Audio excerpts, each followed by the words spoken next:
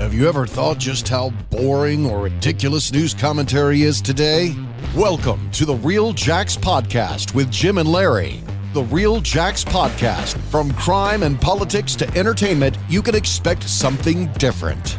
Now, let's get real, Jacks. Real Jacks with Jim and Larry is brought to you by Extreme Wings, 4 convenient locations, family sports restaurant and grill, more than just wings. Tremendous Barbecue, open since 2007, 8927 Hurlong Road, open 11 to 8, Tuesday through Saturday, and Sunday 11 to 3. Full barbecue menu, everything homemade, they cater anything, and they love first responders. Advanced Window Tint, 5024 Sunbeam Road, over 26 years experience. 3M Platinum Dealer, highest level of 3M dealer around. They tint vehicles, homes, and businesses. Secure One Protection Services, number one choice for protection since 1986. 356-1111. D-Way Towing, 100 South Jackson Avenue. Phone number is 904-356-3929. They take care of all your towing needs. See our friend Doug Dixon. Norman Brewer for Jacksonville District 11 City Council. We need fighters that will truly represent us on the City Council. Norman Brewer is that guy. He's a constitutional conservative, former law enforcement officer, successful businessman. Norm will call it like he sees it, and you will have no better advocate on the council. Hey, welcome back to Real Jacks with Jim, Larry, and Crawfish. Today's special guest is candidate, again, for Duval County Sheriff, Mr. Ken Jefferson. And we don't have Larry with us today. I think, is he getting the bikini wax? Something like that. Yeah, that's what I heard. He looks pretty good in the bikini.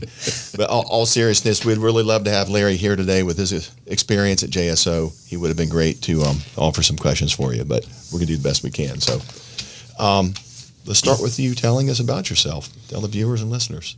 Well, thank you so much for allowing me this opportunity to be here. Again, I'm Ken Jefferson, born and raised right here in Jacksonville. Was educated through the public schools at Jacksonville. Came out of Ribault High School in 1975. I know you probably find that hard to believe, but I did. I hold a master's degree in theology, and I have 2 honorary doctorate degrees from St. Thomas Christian University as well as Jacksonville Theological Seminary, respectively. Had the privilege and the honor to serve with the Jacksonville Sheriff's Office for over 24 years, during which time I served in numerous leadership positions within the Jacksonville Sheriff's Office. Started in August of 1986 and retired October of 2010. And during that time that I did serve, I served as a patrol officer, riding a beat, answering calls for service. From there, I served as an academy staff instructor responsible for training all new recruits coming through the academy to become law enforcement officers within the Jacksonville Sheriff's Office. From Tough there, job, yeah. You got to make sure you cover all your bases when you're teaching them when they're in the infant stage. Yeah. And, that's just the first part of their training. And that's the place to start weeding them out. That's when you can really tell if they've got what it takes to be a police officer or not. And when I went to the academy, I remember some people within a few weeks left. They left on their own, or they were kind of asked to leave. That this may not be the right job for you. And I've seen that over the years, and it probably saved their life. It did, because if you go into this type of career,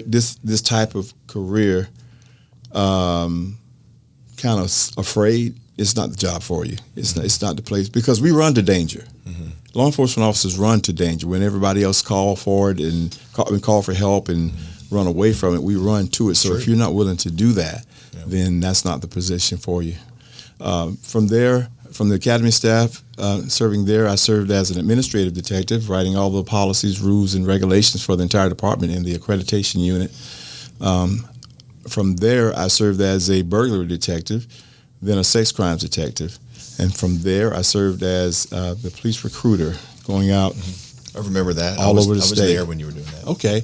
All over the state. Recruiting officers, persons rather, to come to the Jacksonville Sheriff's Office. And after being the recruiter, I became a federal program director in charge of the Drug Education for Youth program, which is a federal program partnered with the United States Navy, Department of Justice, the FBI, and of course the community. Did very well with that program. We can talk about that a little bit later on in depth. And from there, I became the spokesperson for the department, or what we call the PIO, the Public Information Officer, served there. And my last position that I served was as a crime prevention officer in the Community Affairs Division. So Which probably led to the crime spokesman for some of the local TV. For News for agency, Jax. News for Jax, It aided with all the combined experience, with all the combined experience that I had, and having been the spokesman, responding to crime scenes and breaking down what's going on, why police do what they do or did what they did, why they didn't do what the people felt that they should have done, things of that nature.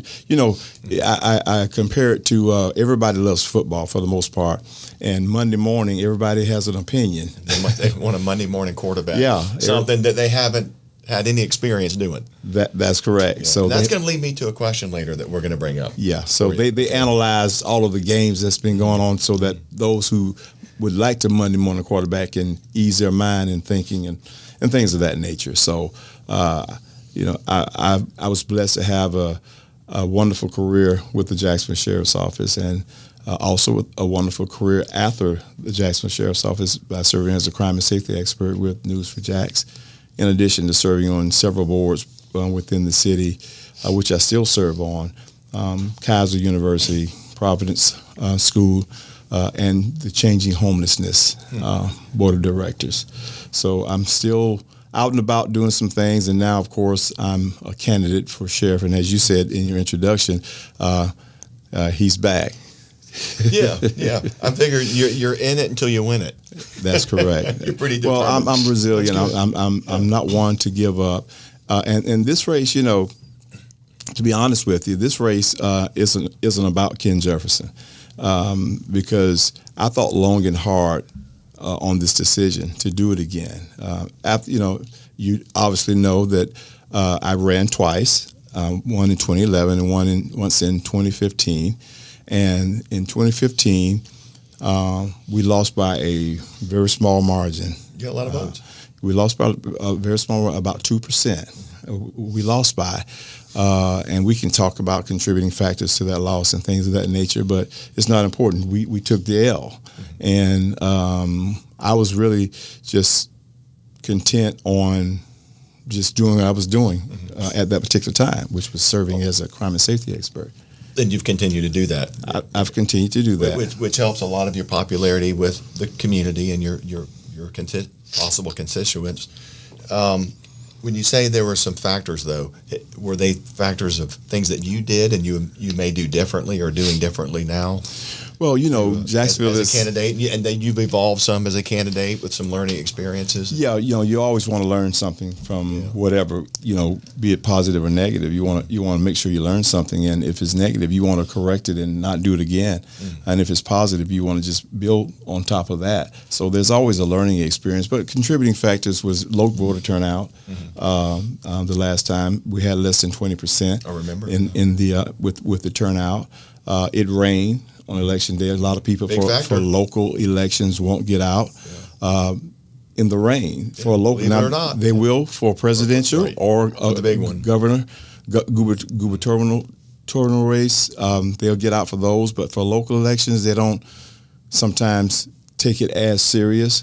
But what you have to understand and realize is that government starts at the local level. You have to ensure that the locals are the people that you want in office, and it's important for you to have a voice, and your vote is your voice, and that's what's highly important in the local election. So we learned from that, and we learned a few strategies. Jacksonville is 850 square miles. It's a lot of territory that you have to cover. A lot of people that you want to meet, and a lot of places you want to go. And we did a whole lot of those things. If you recall, I even had an RV where I went into the most violent areas in our city and spent the night in those areas, meeting those people, talking with those people, leaving it was basically like a roving office, and I was able to conduct real live town halls right in on the street RV, corner. on the street corner. Just pull up somewhere. And believe it or not, they came. People come outside. People came. Well, I in my time, I was a reserve officer. I went through the full police academy, so I understood, how to, everything that police officers do, just decided to be a reserve officer instead after I finished the academy. But thank you for your service. You're welcome. Yeah, and you know what? It was an experience. It was a great experience for over 10 years. But I spent most of my time working on the northwest side, which you and I would know as Zone 5 and Zone 1. Man, there's a lot of good people out there, and a lot of those people need help because of some of the crime that comes out of there, mostly gang related, and people that are underprivileged and kind of stuck there and can't get out except by drugs or whatever. But I met a lot of nice people I'll never forget. Yeah, and I used to go by and check on them. You know what? You hit you checked a lot of the boxes of what's going on in what we call Zone 5, the northwest quadrant of the city, where a lot of the majority of your violent crimes actually occur. And there are a lot of good people out there. You know, those people are just like the people that live on the south side, on the west side, and the Mandarin and the east side. They want to have a peaceful life. They want to be able to feel safe. They want to be able to have pride in their neighborhood. They want to, and you know what I'm finding out most of all, because I'm hosting a series of town hall meetings right now, every other month in every sector of the city. And what I'm finding out so far is they want to have pride in their law enforcement agency. And there's a lot of people who don't have pride in their law enforcement agency, in the Jacksonville Sheriff's Office, for whatever their personal reasons may be. Sometimes it's just their own direct contact, or it may be contact a friend or family member had in their experience, or their perception, or their perception of things when they see the national stories of bad cops, and when you which is all you see. They don't put out all the good stories, and you know how much police contact there is with the public. It's millions and millions on a daily basis, and I think millions on a daily basis overall in the United States. And there's only a few events that happen, and when they do, they end up on the news because police are human and they're not infallible, and sometimes there's going to be somebody that screws up or a bad apple or just a situation that's not handled perfectly according to the directives or whatever, the way they're supposed to do it by the book. You're absolutely right. And if you follow me, you'll hear, and I've done numerous podcasts. I've done numerous talks on television, commentary on television with News for Jackson, as well as Fox 30, CBS 47. And I've been consistent with saying the 5% that do wrong, that's what gets the headlines. Those are the officers that gets the headlines when they do something wrong, when they screw something up, be it policy, be it procedure, be it state statute. And that's the news in general. It is. They're not bringing you the good news. They're pretty much bringing the bad news of whatever happened, wherever it happened. An officer jumps into a 24-foot deep retention pond to save 3 people from drowning, which is, I'm talking about myself. That happened to me, where I had to jump into a retention. Well, I didn't have to.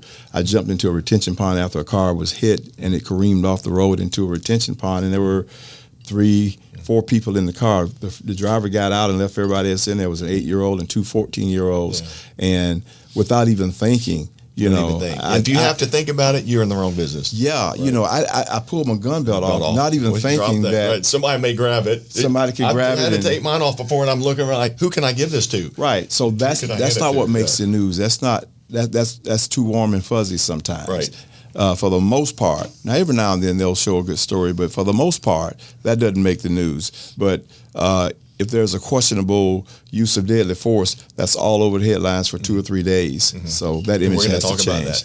That image has to change. That's on my list of questions here. So tell me, just flat out, what qualifies you to be sheriff, especially over some of the other candidates that are running? Thank you for asking that. And as I said earlier, I was really just content after the last race just to continue to serve the community in whatever way I could. Via television, via the boards that I serve on, via the volunteer work that I do within the city and have done for a number of years. But my qualifications and my background as a law enforcement officer, but most of all, my love for being a public servant qualifies me to want to serve in this particular capacity. And not only that, what was the most compelling factor for me to get back in this race was the people. Again, it's not about me. The people, everywhere I would go,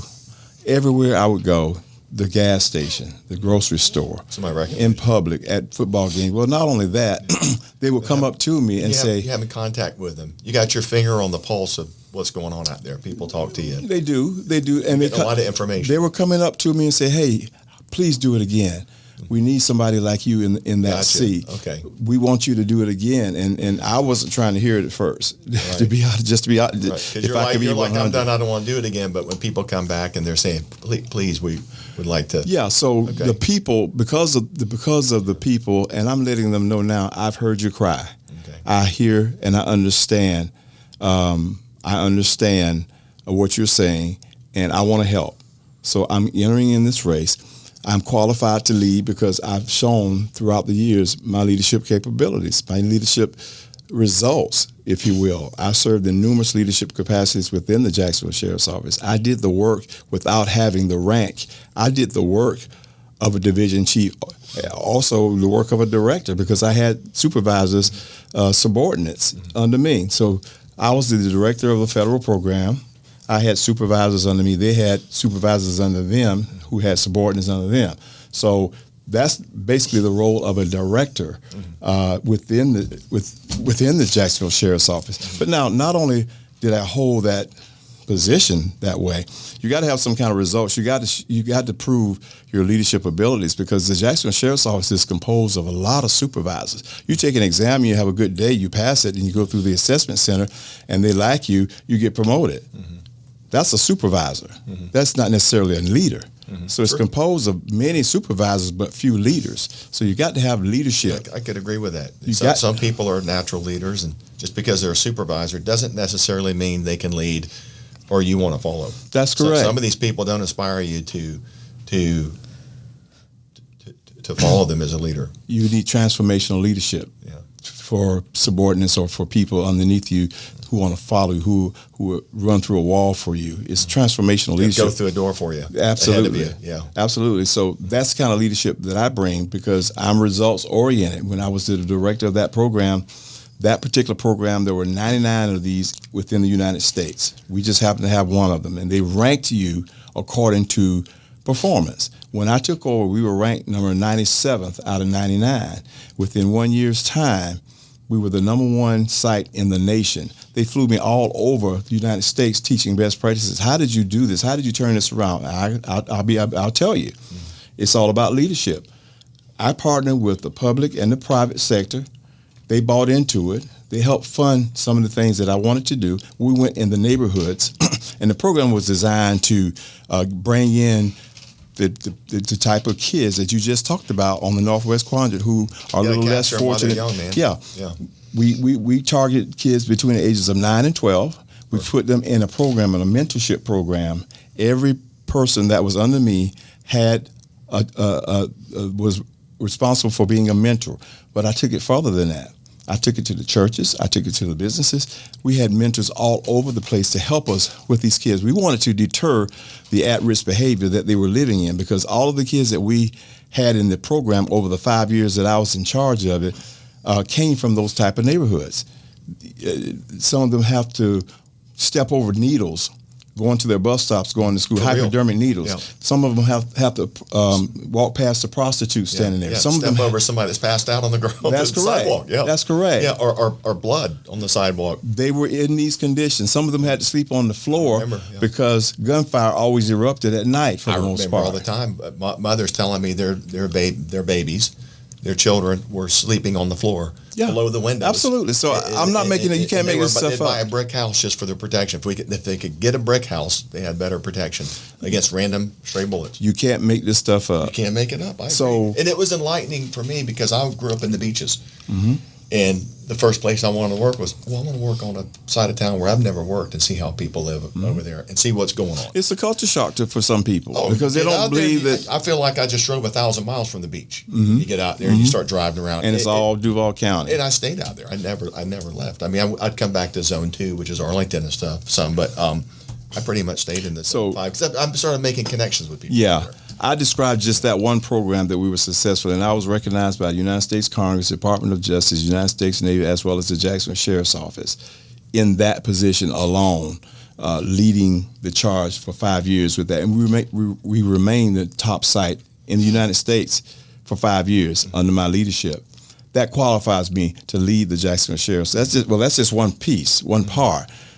We can talk about all the other parts that assist with that, because everybody doesn't get a chance to write all the policies, rules, and procedures. Everybody doesn't get a chance to lead a program without having stripes, bars, or stars on their shoulder. You know, I did the work. Let's talk about that, because you mentioned doing it without rank. So typically, most people that are running for sheriff, sounds like you've got some pretty good education behind you with the masters and some honorary doctorate degrees. But typically, people running for sheriff served in some kind of supervisory capacity with rank, where they supervised a number of people. Many people that run for sheriff are either directors or chiefs or assistant chiefs. Sometimes you get some lieutenants out there. You were a patrolman your entire career. So you mentioned that without That's rank. Correct. So that's correct. So do you think that was an advantage? Because, you know, the sheriff's office is a $400+ million budget with 2,000 people, civilian and sworn officers. You know, the combined 2,000 people to manage. So how can you? Well, let me start. How's that challenge?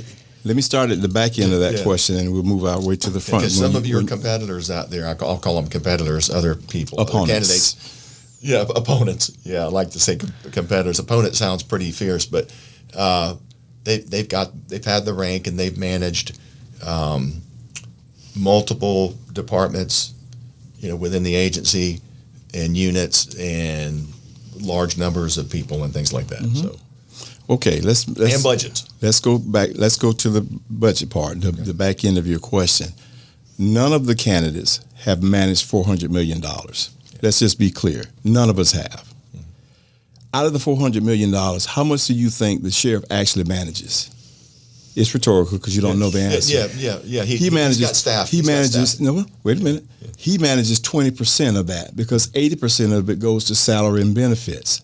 So he has 20% of it. So of that 20%, how much does he personally manage? He signs off on it. He doesn't personally manage any of it. His department heads, his directors, and his chiefs report to him their budget, what they need, what they want, what's helpful, or if the sheriff has a project that he wants, he can put it in as a line item. So managing the budget, no one in this race has managed a $400 million budget. Let's just be clear on that. It's like running a big business. As the federal program director, I managed a budget. I had a budget. I had a staff of subordinates. Everything that you just described that you're saying that the opponents did, I did the same thing, just without the glory of having a star on my shoulder. Okay, I did the same thing. So my question to my opponents is, what's your next question? Because we've covered that. We've done the same. I've done the same thing. And that's a question that you've done. You're going to get every time you run, I'm sure. So you're going to have to make it clear to the possible voters and to the people, the other candidates. They're going to hit you. Well, with that. These are questions from former police officers or opponents. That's not from the public. When I was on another public radio show, that question came up, and it was basically quoted from another police officer that I heard ask that question before, the same way it was asked then. So I'm always ready to answer that question, because the people in Jacksonville, the almost 1 million people in Jacksonville, you think they're asking me, Sheriff, are you going to be tough on crime, or are you going to make sure you manage your budget properly? What's their concern? They're concerned about being safe. Right. Yeah. Safety's everyone's concern. You know, did you know that, I'm not asking you personally, do you know that the sheriff has a budget chief of budget? He manages the budget. He makes sure all of the pluses and minuses are properly done and correct, and he reports to the sheriff. And that's the key to, if you become sheriff, is to surrounding yourself with the appropriate staff members. Absolutely. So I'm always ready for that question. Okay. As far as managing a budget and leading people or supervising. Every time you run. No, I don't. I don't. Okay. I don't. Just by police. Okay. Just by police, Gotcha. not the public, just by police. So I know where it comes from, Okay. and I'm always ready for it. Okay. But they're not ready for my answer because they think that it's a downer. That's a good answer, though. And it's a true answer. You're saying the people there's more concern about It's safety. a true answer. and they You don't care think about- that if I was not a candidate for sheriff, and every day that I wake up, almost literally, I'm reading about somebody getting shot. Well, I wonder if the sheriff's got a budget, if he's going to be good on his budget, or is he going to come out here and arrest these people that's killing everybody? What's more important? The crime is more important. But I'm always ready and able to answer my experience with the budget. I'm going to reemphasize one more time. Yes, there's a $400 million budget, but the sheriff does not manage a $400 million budget. And you're talking about go out and arrest these people, and a lot of people say you can't arrest yourself out of this problem. No, you can't. You hear that a lot. You can't. That's You always can't. the standard answer. It's true. So tell me, if Ken Jefferson becomes sheriff, what are your goals? What are your goals, and tell me how you'd accomplish those. This might help you read. When you read a little bit of that.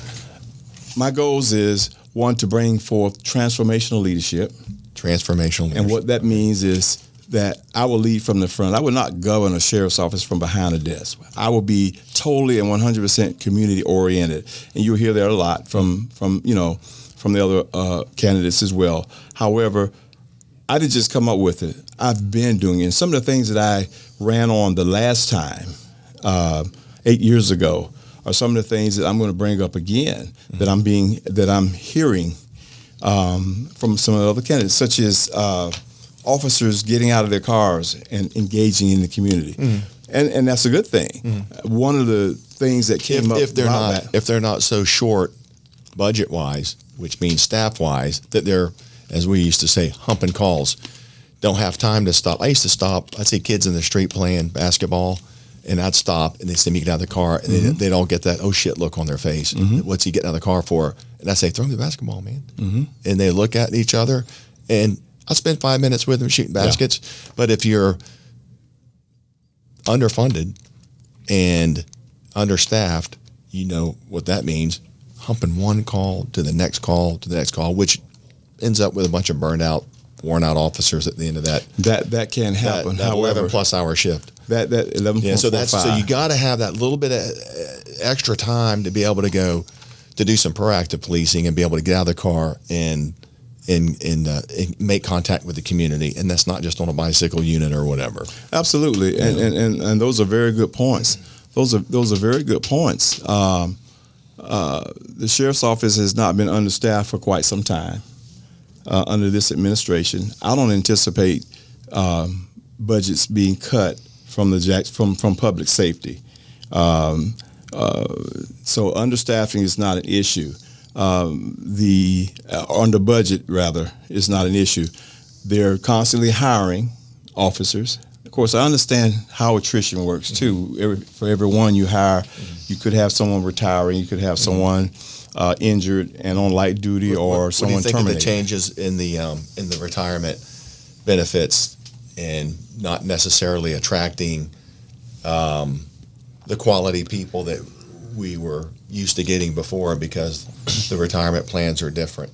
Is that a change that you would push to make, to try to get some of the old plans back into place and things that I don't make it really attractive to work here? I don't like the current retirement plans that they have now. I like the old one, old retirement plan. It's very attractive. And I'm gonna touch on that a little bit more, but I want to finish this other answer to your question about community policing and understaffing and under budget and this, that, and the other. The budget has not been depleted or reduced. As a matter of fact, it's been increased under this current administration, which is a great plus. It has to, though, simply because of inflation. Everything starts costing more. Salaries go up, and gas goes up. Gas is now 3 times of what it was. Of course, it is. Yeah. Excuse me. It can be done. What I don't plan to do is make excuses as to what I can't do. If it's totally out of my hands, then I'll explain that. But if there's a way to get officers out of the cars and into the community, we're going to do that under my leadership. One of the ways that I would propose is to give them an hour to 2 hours off the clock as far as calls are concerned. And you can manage that by borrowing from other areas that's not as busy as one area. Sure. If we're going to have officers engaged, one zone would be on fire, and the next zone would be like they're just right. That's correct, and it still happens. Right. It still happens. Yeah. So I give them 2 hours of no calls just to engage the community, the business community, the small businesses. Almost like going out walking the beat, go park the car somewhere and get out walking. That's exactly right. And make contact with Mike. That's exactly right. Mike and Johnny. Get to know the people that you serve and let them know you. Right. Because once you do that, you're building a rapport with these people. And they'll talk to you when you need someone to talk to you. Sometimes they'll come over and talk to you, because they don't like to talk to the police. That's my point. Right. That's my point, because we've got to build the relationship back up. And let me give you a secret. The police cannot solve crimes without the community. No. You have to have the community support. Absolutely. You have to have them. And you don't want to have a us against them or them against us mentality. We've got to work together. And that starts with transformational leadership, number one. Number two, my first day in office, I intend to sign an MOU. Mm-hmm. Yes, one of my questions is, I know it is. What's your vision statement in your priorities? Yeah. My first day in office, I intend to sign a MOU with the Florida Department of Law Enforcement and refer all police-involved shootings directly to them. Because the groups that are calling for a citizens review board, what they're saying is, we want transparency, number one. Number two, they're saying we want to have a say-so in some of these things. Well, I think that an independent law enforcement agency who investigates police shootings all over the state, the Florida Department of Law Enforcement, is an independent, transparent authority that takes it away from the cold case unit of the Jacksonville Sheriff's Office, so that it will not imply or give the impression that they're cooking the books. Explain to our viewers and listeners what an MSU is. MOU is a memorandum of understanding. It's basically a contract between two individuals. These two individuals will be the Florida Department of Law Enforcement, which is a state-run agency out of Tallahassee, who oversees certifications of police officers, who oversees various things within the law enforcement community in the state of Florida. So when it comes to police shootings, you're not in favor of what we call CRBs, Citizen Review Boards. Is that what you're saying? That's what I'm saying. You're because not in favor of that? Citizen review boards are called, what they're saying is we want transparency. That's why I started my statement off with that. They're saying we want transparency. With the Florida Department of Law Enforcement as the independent authority investigating all police involved. So you're saying just have an outside agency investigate. You have the outside, they're an outside agency. That's your preference. Because currently right now, it's going to save the sheriff's office money. Let's talk about that. Let's talk about, again, the budget and savings and being cognizant enough to realize that. Is FDLE up for that, though? Are they up there? Do they have the staff and the manpower to go, okay, well, we're going to start investigating all of your police shootings? They do it for over 50 agencies right now. Okay. It's nothing new. It's just not done by the Jacksonville Sheriff's Office. The current administration prefer to do it themselves. Do you think this will appease most people that are looking for a citizen review board? Do you think they trust the FDLA enough to satisfy the need they feel like they have for a CRB? I believe the overwhelming majority would understand that this is a way of transparency. Okay. A CRB, as you call it, would not have a final say-so in a police-involved shooting. They can have an opinion. They can have a thought about it. But when you look at all of the facts and the evidence and policy, because you got to remember, whenever there's a police-involved shooting, if the FDLE is the lead on the investigation, what are they looking for? They're looking for criminality. If there's anything criminal, is it a poor shooting? Was it a poor decision by an officer? Did he pull whatever he did? Was it correct? Was it proper? While that's going on, the state attorney's office is looking at the case as well. As a homicide, yeah. And the Jacksonville Sheriff's Office is looking at policy. So you've got three various things going on all at the same time, all transparent. So, I'm not for Citizens Review Board, but I will. Wanted to get a clear answer on that. So it's good to know that you're not. But you want to do something a little alternative and just take it, some of it outside of being all under the sheriff's office. I will impanel a commission or board, if you will, of citizens within the sheriff's office, more or less like an advisory board or committee, if you will, just to meet and tell us how we can better serve our community.